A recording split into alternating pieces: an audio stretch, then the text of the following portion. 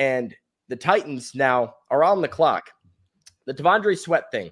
Look, I will not let it die. If Bork wants me to let it die, I will not, because, Lucas, you said he's an infectious personality. I spent a lot of time with T'Vondre at the Senior Bowl in Mobile, got to know him very well, and he is infectious is a great word for it.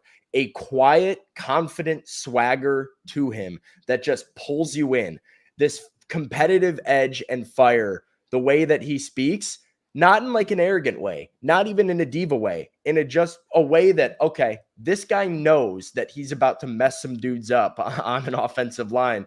And it transfers in his play. He has an incredible motor, willing to run down plays on the other side of the field at over 360 pounds.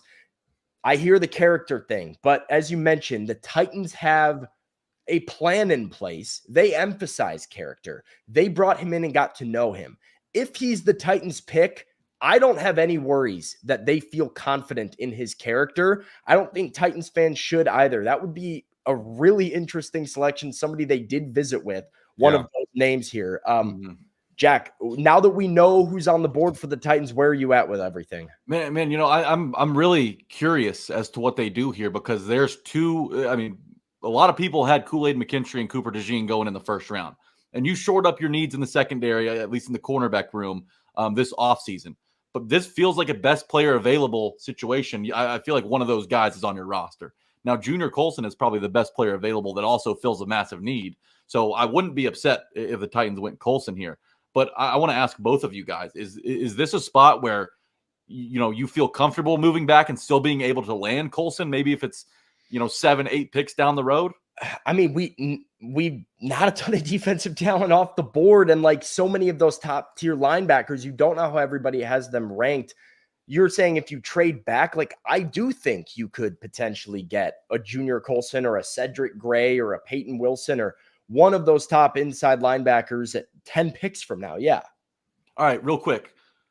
What's everybody's home run pick here? If the Titans stick and pick, what's the best case scenario in your opinion? Chat, get in on this as well. I want to hear answers from you. Yeah, it's a great question. Who's the home run pick? I'll go off first and then let everybody else go.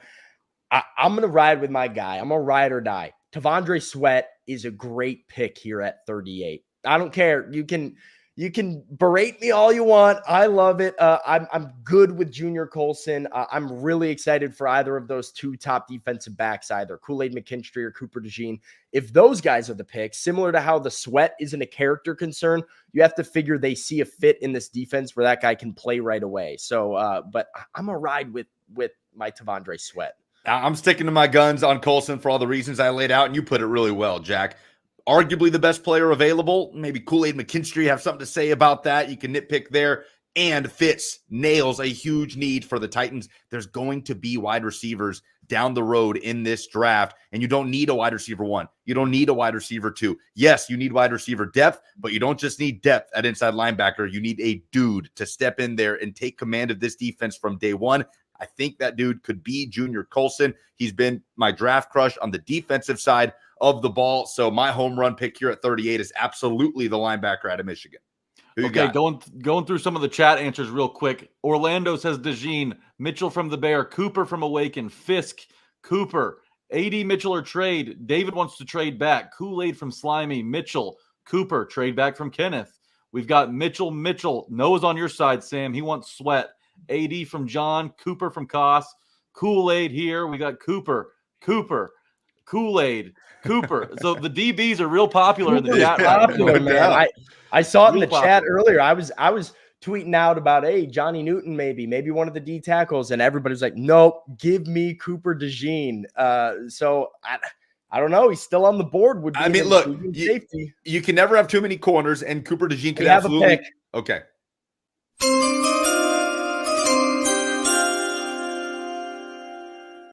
With the 38th pick in the 2024 NFL Draft, the Tennessee Titans select T'Vondre Sweat. Oh, wow. Tackle out of Texas. Oh, my God. There's my draft crush. There's my guy. Let's go, baby. What a dog. Offensive line. Hey, pray for the league. Offensive lines around the NFL. Beware. You can do your cute little, hey, we're going to draft Joe Alt.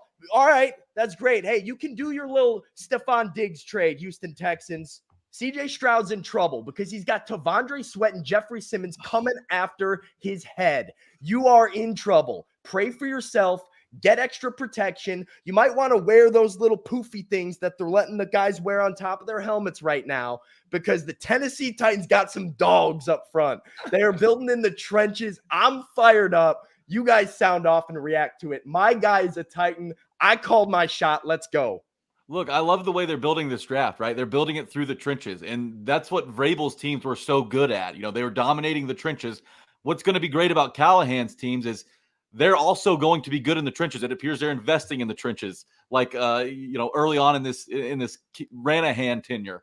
But not only are they going to be good in the trenches, they're going to have a fast-paced, high-flying, new era offense that they can also lay back on. So you're going to keep some of the things that were so good with Vrabel's teams, while also adding a new element in the passing game that we haven't seen maybe ever in Tennessee.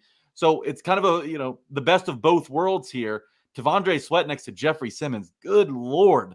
The interior offensive line of the Titans' opponents, like you said, Sam, are about to be in hell. I mean, Tavondre Sweat next to Jeffrey Simmons. Oh my goodness. That's a force to be reckoned with. Without question, it fills a massive position of need for the Titans to slide in there next to Jeffrey Simmons, next to Sebastian Joseph Day. And Tavondre Sweat, I will say, was one of, if not my favorite profile to read from Dane Brugler's breakdown throughout this process with his strengths and weaknesses, the Big 12 Defensive Player of the Year. We've talked about some of those issues, right, with the weaknesses, the quote-unquote party animal, class clown type of stuff, which also can flip into positive things as far as who he is in the locker room and the way players gravitate towards him, like you were talking about, Sam. But I have to read this quote from a scout in Dane Brugler's breakdown under the strengths category, where he says, the quote from the scout is, "Did you see the new Mario movie? When Donkey Kong pounds the snot out of Mario, it gave me flashbacks of Sweat's film." So when you read that, that can definitely get you excited. Position of need, absolutely. And the Titans saw Tavondre Sweat's legal issue in this process as more of a reason to bring him in. Because, look, this guy's a great football player. Teammates love this guy. Yes, this guy's had to kind of improve his emotional maturity over the years, but let's not dismiss him because of this issue. Let's bring him in and break it down and find out if it's a problem on the road. Obviously, the conclusion the Titans came to is no, it's not. Tavondre Sweat is someone we want on this defensive line and in this locker room. Lucas, he takes up 2 gaps standing there. He fills 2 run gaps standing there.